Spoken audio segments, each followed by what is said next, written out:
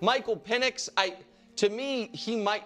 I know he's not a rookie, but it feels somewhat like this is a rookie season. Obviously, for J.J. McCarthy, it feels just like his rookie season. Cam Ward, it is his rookie season. And then in the middle, Bryce and Justin Fields.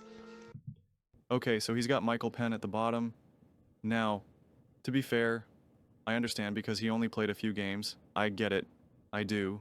That's okay to a degree. But at the same time, if you're going to put Ward, McCarthy, especially those two guys who have never played, and you're going to put Fields up there, then I think it's an absolute insult to have Michael Penix in that same tier, especially when Nick in the past has had quarterbacks like on the side of the mountain. And I'll just bring up the full mountain so you guys can see, because what Penix did in those 3 games was awesome. It just was.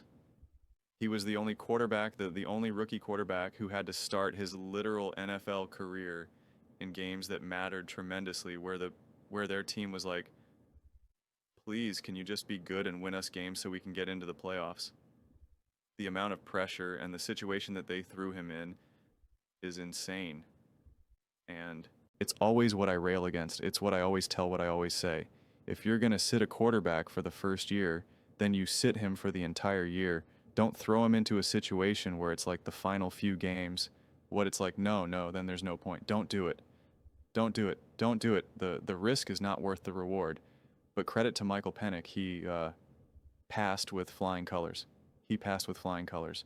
And the type of throws that he was making at the moments that he was asked to make them, he played high-level ball. He looked mature out there. He looked grounded out there. He did not look nervous. He had his first 3 games were without a shadow of doubt. It's not up for debate. It's truly not up for debate. His first 3 games in his NFL career were better than Von Nix, Drake May, Caleb Williams, and Jaden Daniels. And you guys know that I am mega high on Jaden Daniels. Mega high. Jaden Daniels absolutely bought out to a massive degree. But Michael Penix's first 3 games were better than Jaden Daniels' first 3 games. Just the reality. Just the reality.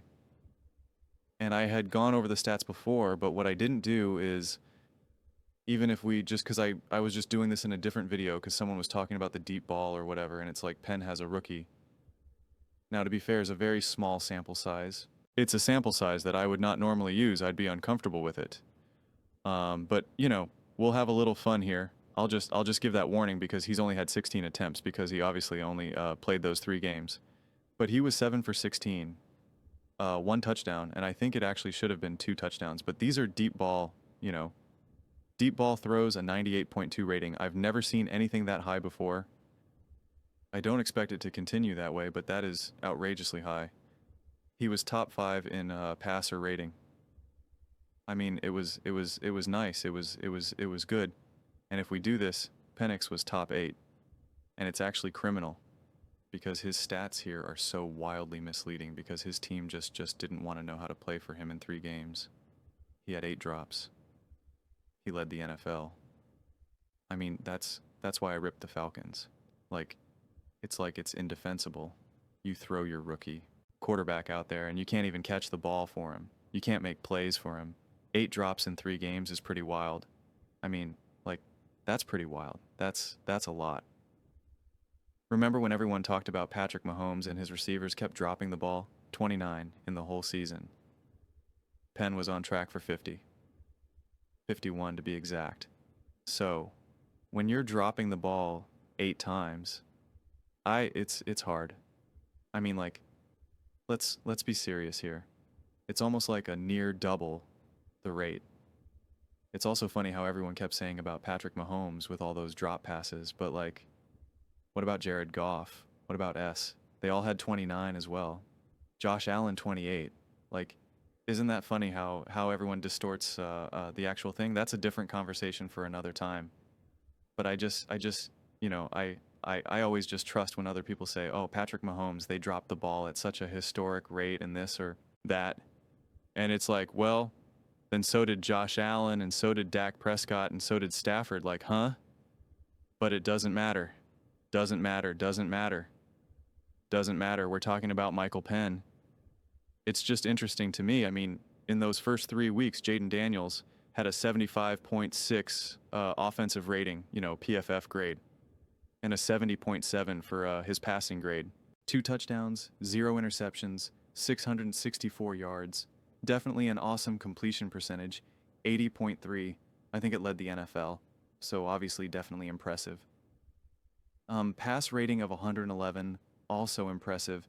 And again, what he was able to do with his legs, impressive. Bo Nix, where are you, Bo?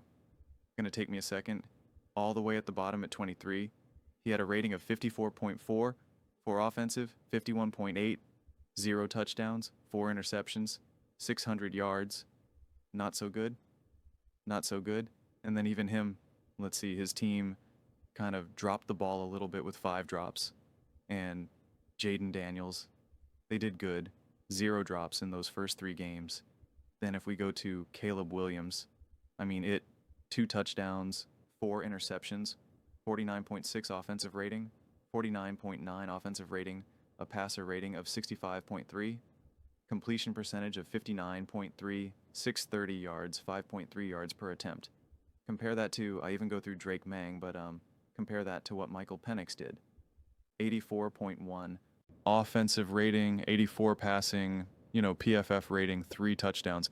He did have those 3 interceptions. One of those, without a shadow of a doubt, was not his fault when it went off again. I think London, and would have been a touchdown. So his touchdown to interception ratio should be 4-2 at the very least. 7 to 37 yards more yards. And as we went through the 8 drops, his completion percentage would be even higher. His completion percentage would have been 70%. Seems pretty good to me. So it would, Jin Daniels still would have had him beat there, but it would have increased, obviously. And then his passer rating would have increased significantly because he would have obviously thrown for more yards. If you think about all those drops, he would have thrown for over 1,000 yards. No, I shouldn't say over 1,000. He would have flirted probably with over 1,000 yards, which obviously is a tremendous amount.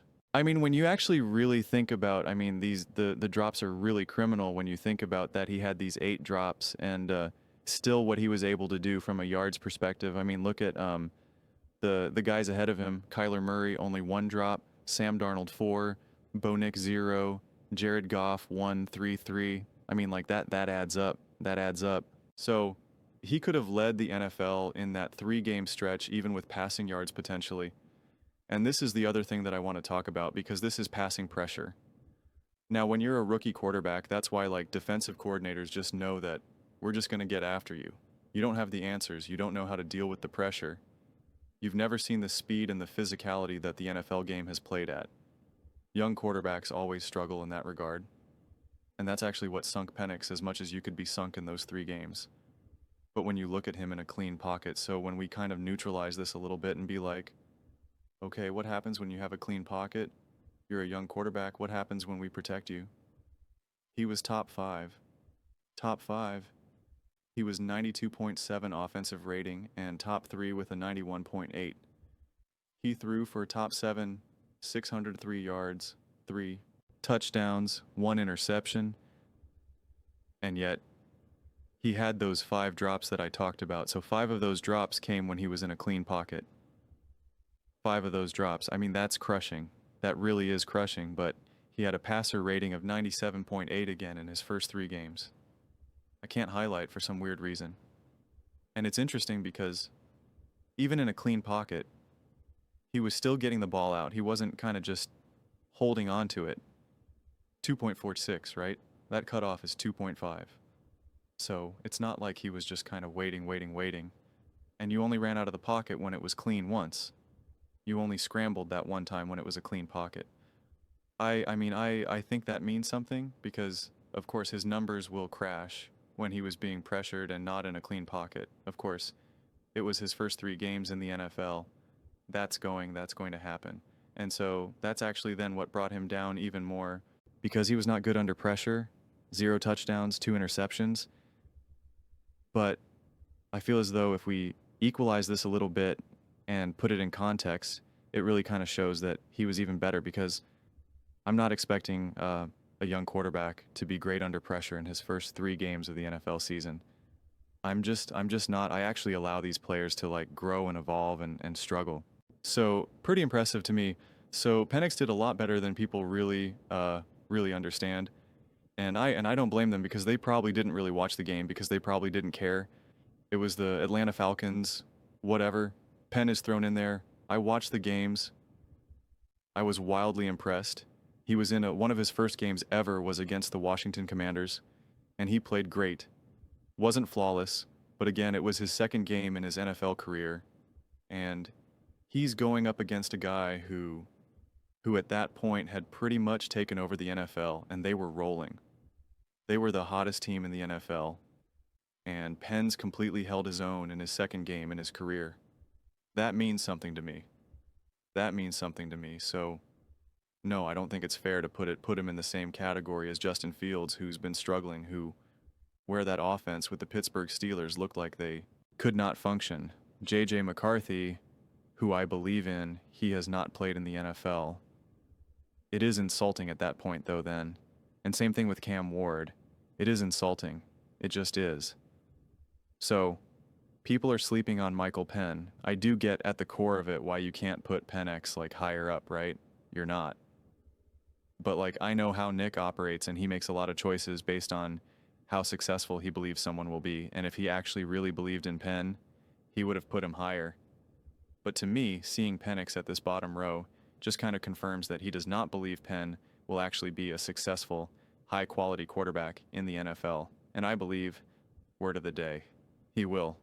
Those are just my thoughts. I'd absolutely love to hear yours. What do you guys all think about Michael Penn Jr. being bottom of the NFL on the same level of quarterbacks who have literally never even taken a snap? And I think maybe what did McCarthy and Ward wear an actual NFL uniform for like picture day or something? Let me know in the comments below. I read every single comment. It's whether you agree with me or disagree with me. Either way, let's get in some discussions, let's get in some fights, but ultimately let's just have some fun. And please do consider subscribing. We are building an amazing community here and absolutely love to see you part of it. I want to build something that we all generally feel connected to, something that we're really excited to be part of. I think we're on our way to doing it. Please don't forget to give this video a thumbs up as it really does help with the visibility and the algorithm. Thank you so much.